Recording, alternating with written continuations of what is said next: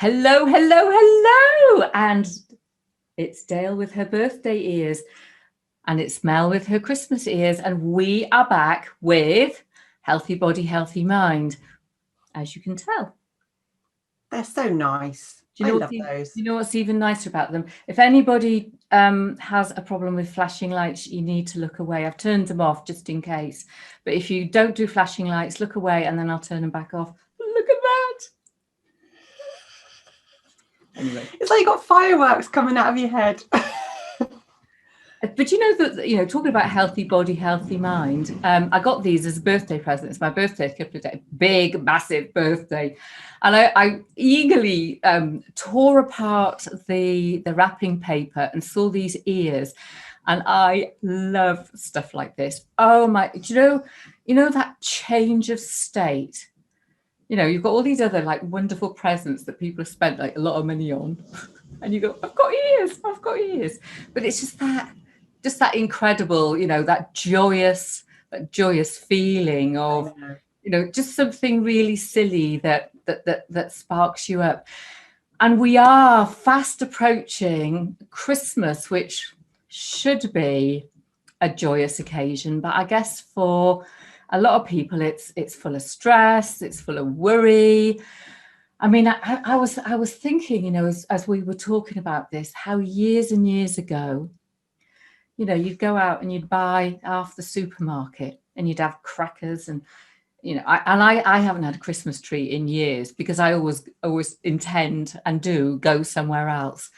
So, haven't had a Christmas tree in years. But I do remember, making sure that, the crackers were really expensive and everything was matching. And yes, and so you have to match your tablecloth and I know. Like the wallpaper. And then there's the menu and the boxes of chocolates and the mince pies and all the port and the Stilton. Oh, do you know, I love port and Stilton. The port and the Stilton. Oh, do you not like it? Oh, yeah. I have the port, not the Stilton. Oh, see, celery I can't eat on its own, but if you squidge it full of Stilton with a glass of port. See, I don't actually drink, but if someone gave me a glass of port with a pile of gluten-free biscuits and a pile of Stilton, I would drink it. But after one glass, I'd be going, splat.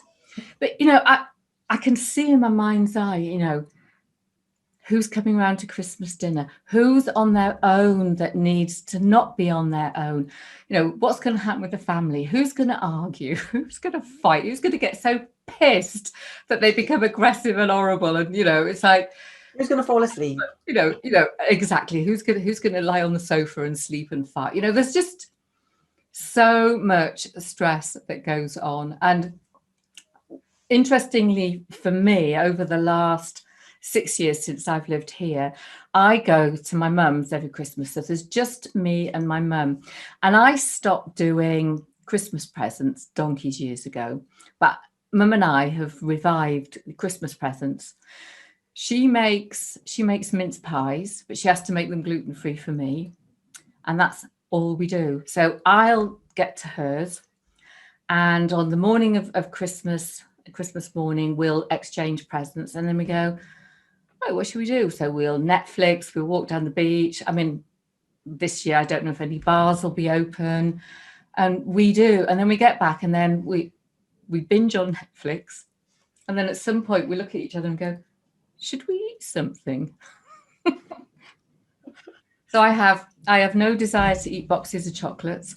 And I already, they've just lifted restrictions and I'm praying. My mum is in an area, they've lifted the restriction in her region, but in her municipality, they've kept it locked down.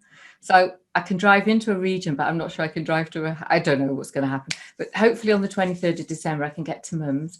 Yeah. So because she now knows that there's this possibility, she stood and made mince pies. The first lot completely disintegrated. So see, she panics.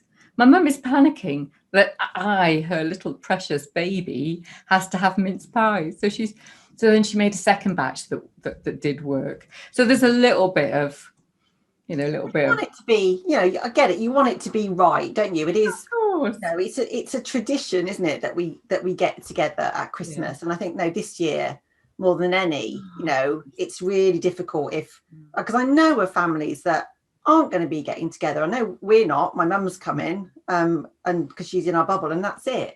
And it'll be weird. But I think, I think sometimes we put too much pressure on our shoulders to get it all right, to get it, to get everybody's favourite things in, because, we like, it's nice to do that for people, isn't it? But it's more than that.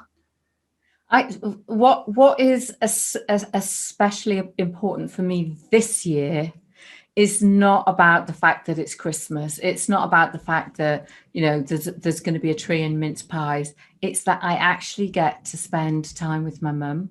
Yeah.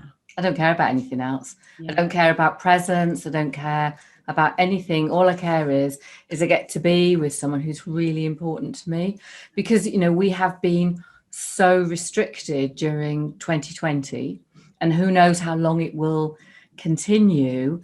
And I think that we've seen families who can't eat, have no money. There's been a lot of fundraising for the food banks and stuff around here, probably the same way you are. And it breaks my heart to think that people will overindulge and waste food when there's people who can't eat. That, I don't know, I think something needs to change. And I think there's been a certain degree of a shift this year. Yeah. Just because people have been forced to slow down and forced to prioritize or reprioritize what's important in life.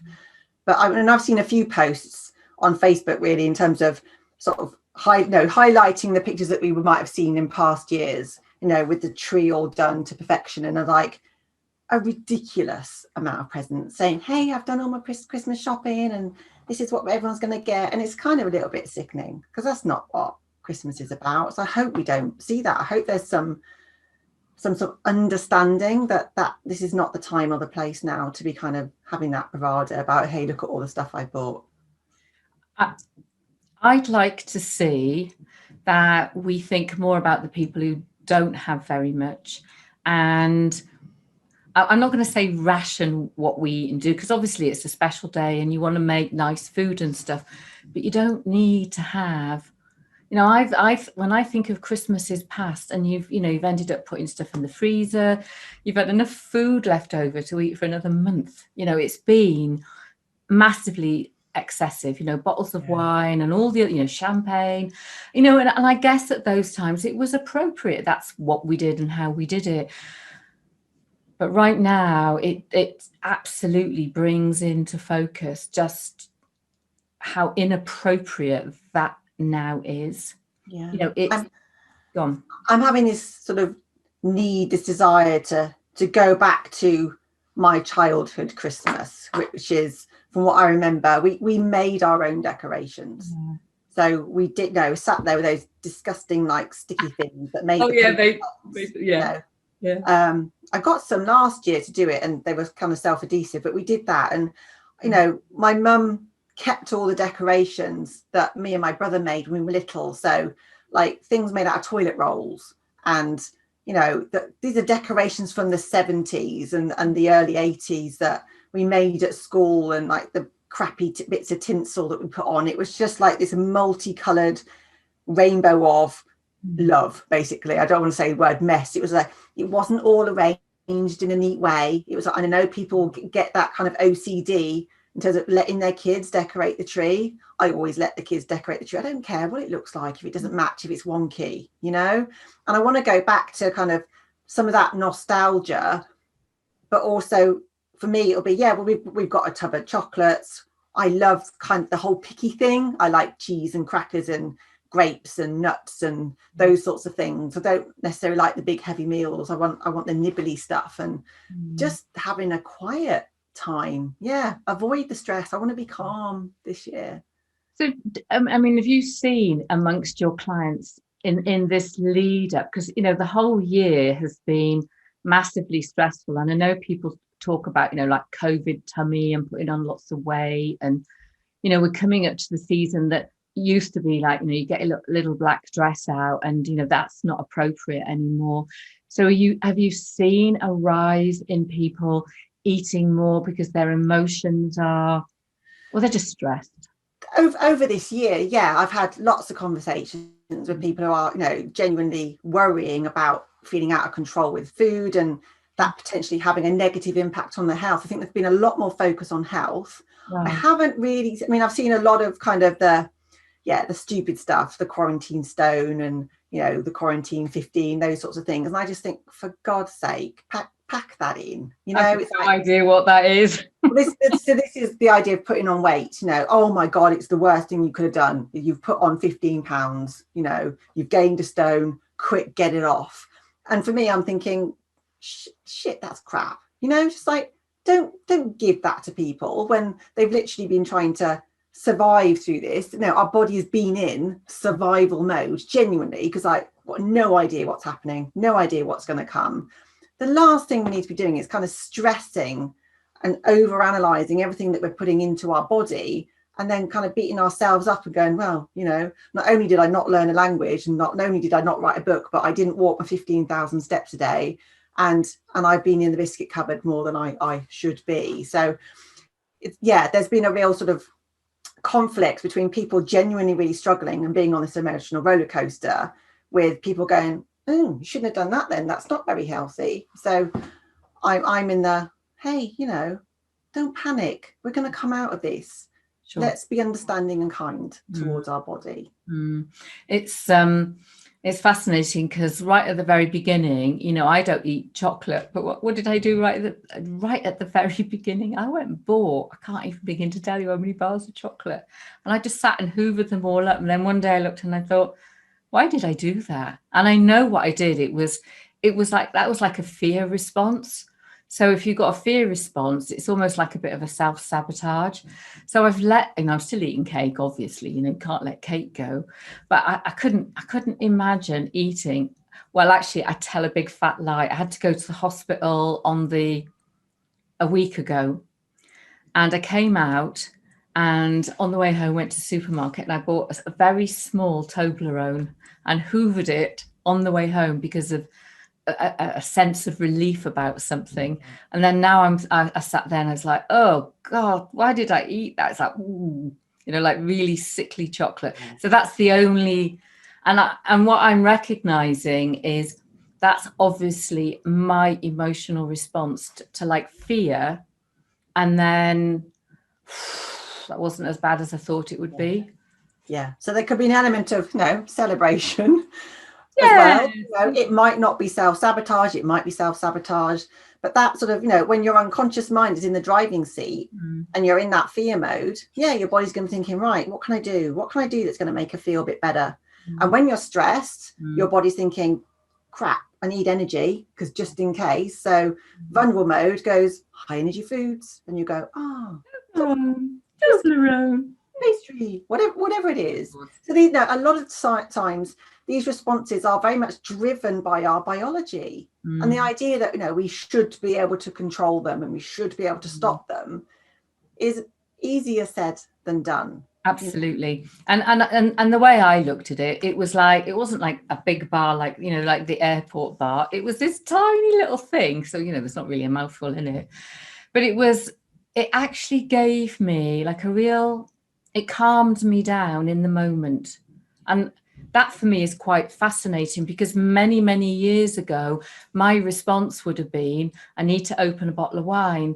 I've got a full wine rack. I look at it and it's like, ooh, the thought of opening, I cook with my wine. I've got all this expensive wine and I think, what shall I have? Oh, I don't know, just empty a whole bottle of wine in the crusade dish and let's cook something, So I'm actually feeling quite happy that my emotional response is to either eat a piece of cake or get a tiny little bar of chocolate. But I can imagine, as we approach Christmas, that there's going to be this sense of, I don't know, something is saying to me that is like permission to stuff.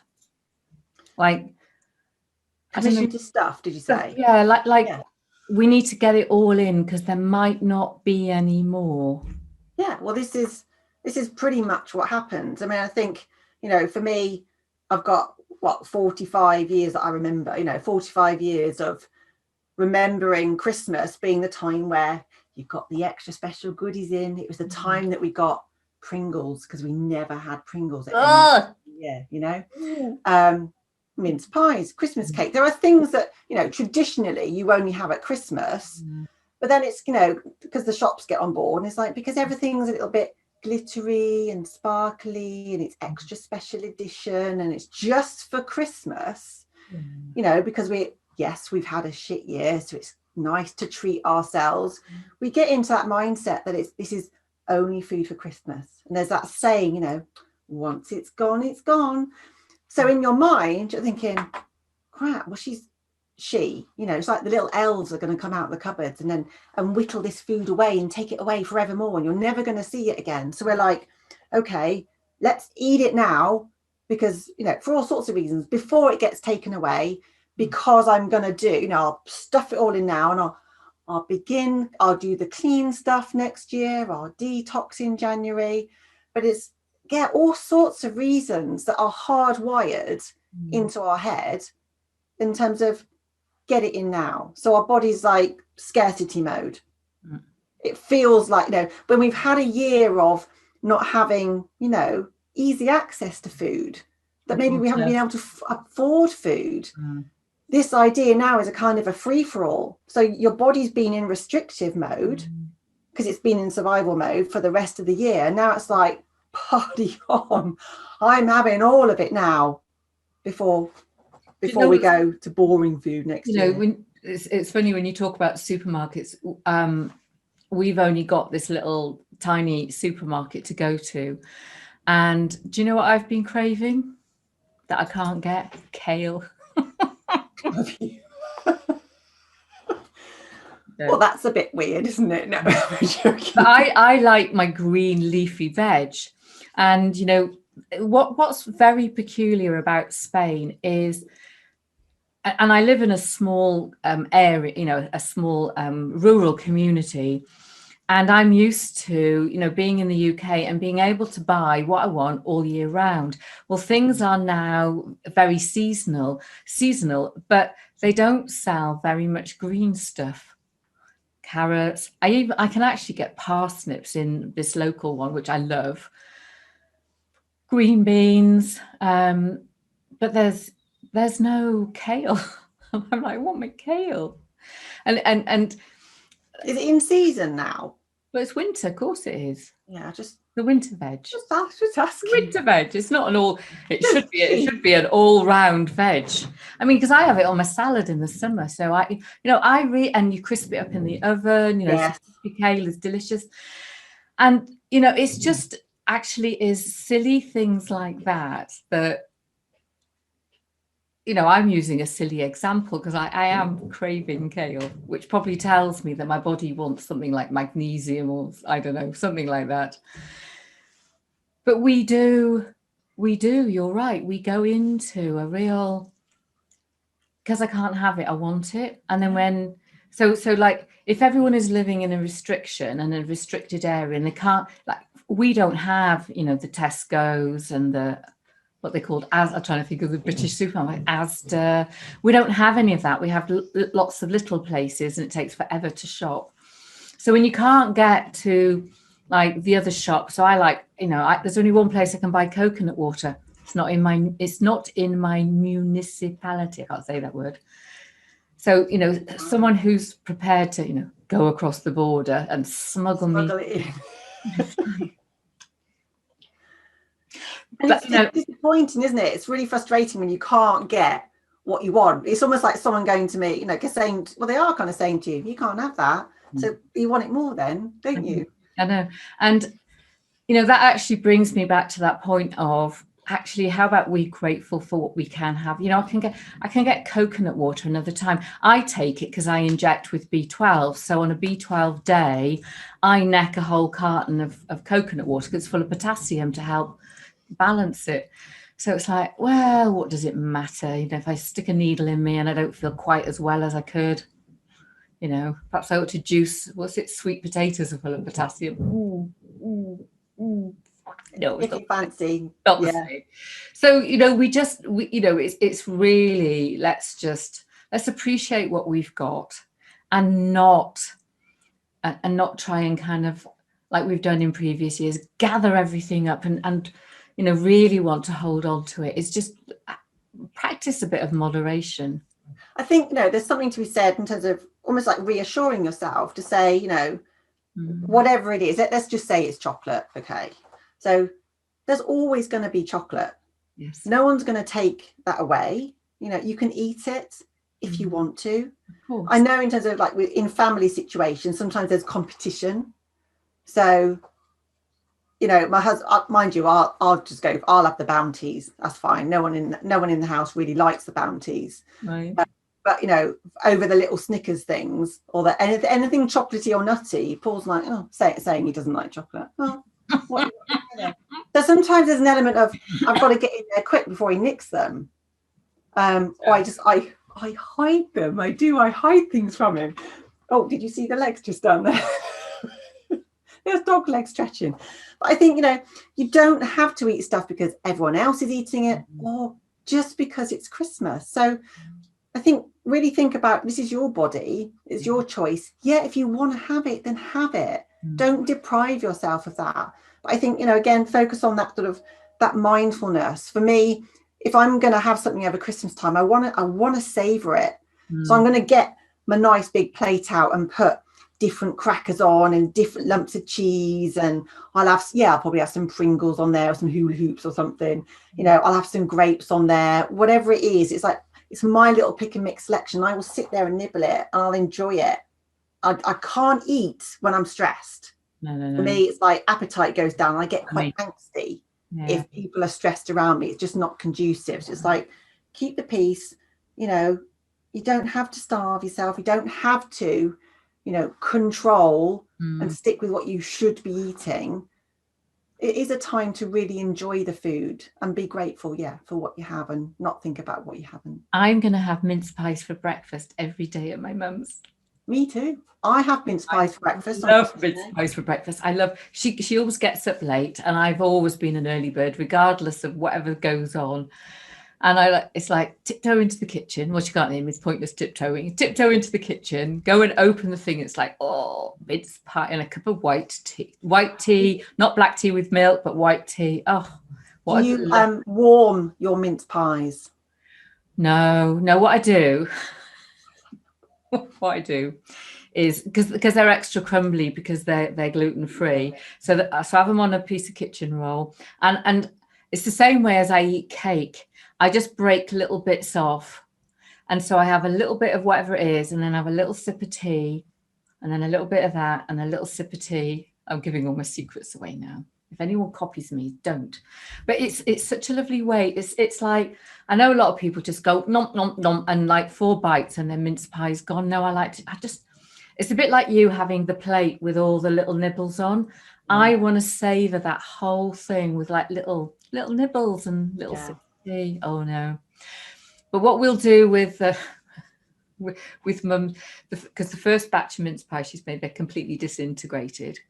So I'm going to go to Aldi, who've got vanilla gluten-free ice cream. I'm having hot, crumbly mince pie with a big, massive blob of vanilla ice cream on. Well, actually, I like that. Yeah. So that'll be when it's nice.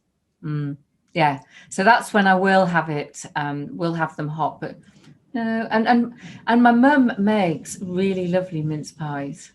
Like her mince pies before they were gluten-free. I used to fly out to Spain at Christmas, and the first thing I do is like put down my suitcase. Yes, you can have a hug. Where's my mince pie? Oh, because her normal pastry is divine.